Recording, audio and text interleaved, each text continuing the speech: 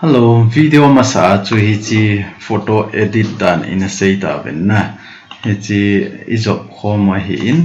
hi chi a keng lang le alu lang na hi chi te ni in a job khom ba lim khat iti edit bolding ham ti a chu in a sei o hi in tu a hi chi lim hi iti save ding ham ti an a sei hi tin file ana chi ding file a kona save yes ana chi ding photo normal ana save no ma hi le hi chalai jpeg ngai na save ding a hi in a hi wanga a background loading na ti ai le chalai png format nai na save ding ai na ngai wanga chi a format za chom chom a men chuang in sei de wa hi in am ban le pdf ana save no mai le save as ana che loading save as ana che loading hi chalai na chi ding a ban le chalai export nai na cha hi chawai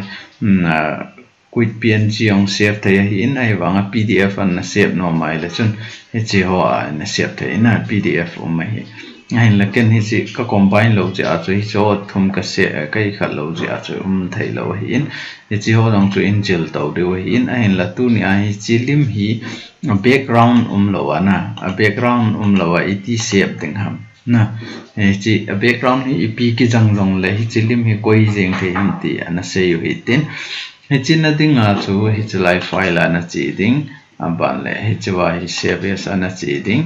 aban le chawa png na select ding hi chi hoi lai ana bol na hoi lai pen ana save no man desktop ana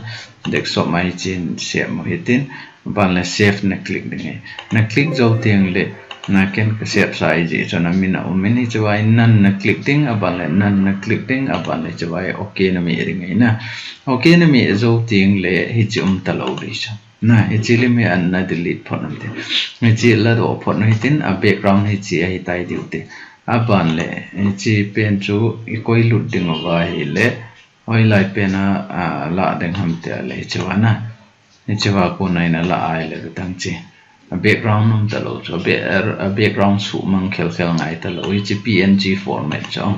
chi png format ya hoi lai muna ko yong le chun alim a background remove ngai talo na hi chi chu tunia hal khat a save dan chom chai ga sei thei hin tin